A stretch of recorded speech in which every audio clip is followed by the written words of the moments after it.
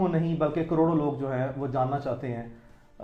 कितना मुश्किल था, बहुत ज़्यादा। हम जानते हैं, पहचानते हैं, बट लोग लाजमी तौर पर ये जानना चाहेंगे। कितना मुश्किल था। डिफरेंट उसमें है, यानी उसको आप अगर अलग अलग एंगल से देख सकते हैं। ये आसान तो नहीं होता जिन हालात से आप गुजरते हैं, और तकलीफ ज़्यादा तब होती है जब कोई अपना मारता है, तो ज़्यादा दर्द होती है। ये मैंने वैसे एक्सपीरियंस किया है इसको। यानी कोई बाहर वाला मारे तो वो आपको फील नहीं होता उतना। तो ये चीज़ मुझे शायद ज़्यादा फील हो रही थी कि यार मैं कोई इस मुल्क का गद्दार तो नहीं हूँ, मैंने कोई इस मुल्क के राज तो नहीं चुराए हुए, मैं कोई किसी दुश्मन मुल्क के साथ तो नहीं मिला हुआ, या मैं कोई ऐसी बात तो नहीं कर रहा कि जो मेरे मुल्क की नज़रियात के ख़िलाफ़ है। मैं जो बात कर रहा था वो डिफरेंस ऑफ ओपिनियन में आ सकती है, और वो कोई भी किसी से भी कर सकता है, कोई भी कर सकता है किसी से। तो इसका मतलब ये नहीं था कि मुझे ट्रीट किया जाए या किसी को भी ट्रीट किया जाए ऐसे जैसे कि वो इस मुल्क का दुश्मन है। किसकी याद सबसे ज़्यादा आई? याद तो अल्लाह की आई सबसे ज़्यादा, और अल्लाह की याद होती है हर जगह पे। जहाँ पे आप फंस जाते हैं ना या मुश्किल में आते हैं, तो सबसे पहले जो आपके दिमाग में आता है वो आपका अल्लाह होता है। आपको उसकी याद आती है सबसे पहले कि या अल्लाह तूने ही हमेशा लाज रखी है, तूने हमेशा इज्जत भी रखी है, तूने हमेशा फ़ायदा भी दिया, और तूने ही हमेशा हिफाजत भी की है। ज़िंदगी देने वाला भी तू है, पालने वाला भी तू है, संभालने वाला भी तू है, हिफाजत करने वाला भी तू है, तेरे पास ही पेश होना है दोबारा, हिसाब लेने वाला भी तू है और माफ़ करने वाला भी तू है, तकदीर का लिखने वाला भी तू है और उसको मिटा देने वाला भी तू है, बदल डालने वाला भी तू है। तो सबसे पहले तो अल्लाह की आपको याद आती है। तो उसके बाद दुनियावी आपके रिश्ते हैं, उनमें होता ये है कि पीरियड अगर कोई 2 4 6 10 दिन का हो ना, तो फिर आपको कोई एक स्पेसिफिक रिश्ता या दोस्त ज़्यादा याद आता है। यार इतना लंबा टाइम हो तो फिर बारियां लगती हैं। कोई दिन ऐसे होते हैं जिसमें माँ की याद आती है ज़्यादा, कोई ऐसे होते हैं जिसमें बाप बहुत याद आता है। मुझे अपने वालिद का पता है, और वो चीज़ मुझे तकलीफ देती थी। मैं जानता था कि मेरा बाप घर नहीं बैठेगा जब तक मैं मिल नहीं जाऊंगा, जिंदा या मुर्दा वो पुरसकून हो ही नहीं सकता। मैं उनकी आदत जानता हूँ, मैं उनकी आदत जानता हूँ, मुझे पता है उनका।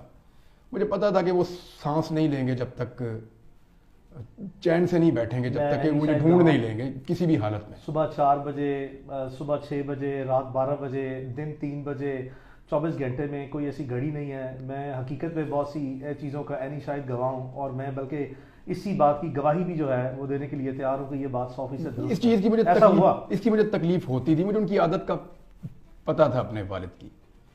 दूसरा, उनके पाँव पे चोट लगी हुई थी जब मैं, ये भी दुरुस्त था, मिसिंग हो गया। वो जो पाँव पे चोट लगी थी उसकी वजह से वो उम्रे पे नहीं जा पाए थे, और चंद दिन पहले उन्होंने मुझे कहा था कि वो थोड़े रंजीदा थे, तो उन्होंने मुझे बुलाया। उन्होंने कहा देखो मैंने उम्रे पे जाना था और वो वीज़ाज़ वगैरह भी मौजूद थे, उनके टिकट्स का मैं करवा रहा था, तो उनको चोट लग गई, एक काफ़ी वजनी चीज़ उनके पाँव पे गिरी, वो फ्रैक्चर हो गया। तो वो रंजीदा थे कि मेरा बुलावा था नहीं था, वो ये सोचते हैं ना फिर इस तरह से। तो मैंने कहा क्यों नहीं, अल्लाह आपको बुलाएगा। पहले उसने इतनी दफ़ा आपको बुलाया घर अपने, तो वो फिर अबू जी आपको बुलाएगा, तो आप रंजीदा ना हो।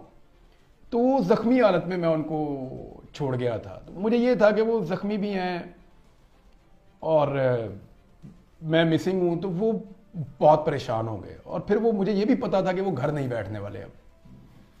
तो ये चीज़ थी। बच्चों में था, मुझे कभी बच्चों की भी याद आती थी, लोगों की, बहुत दोस्तों की भी याद आती थी कि ये ऐसे लोग हैं जिन्हें मैं ज़्यादा ज़िंदगी में मिलता नहीं था, लेकिन मुझे उनकी बड़ी याद आई।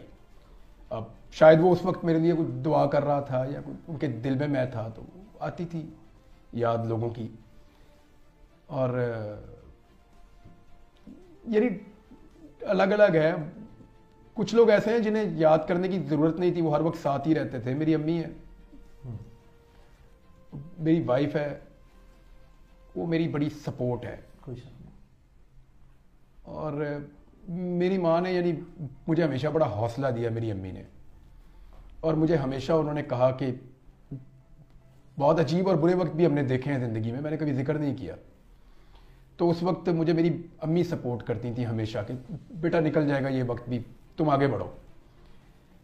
तो उनका तो एक जो मैं आज हूँ उसके अंदर उनका पूरा एक रोल है। लेकिन मैं नॉर्मली आप एक बीवी से इतना एक्सपेक्ट नहीं कर सकते जितना मेरी वाइफ को करना पड़ा। एब्सोल्युटली। और जिस तरह उसने फेस किया सारा कुछ, उससे पहले भी जिन हालात से वो गुजरी, और मुझसे उसने शिकवा भी नहीं किया।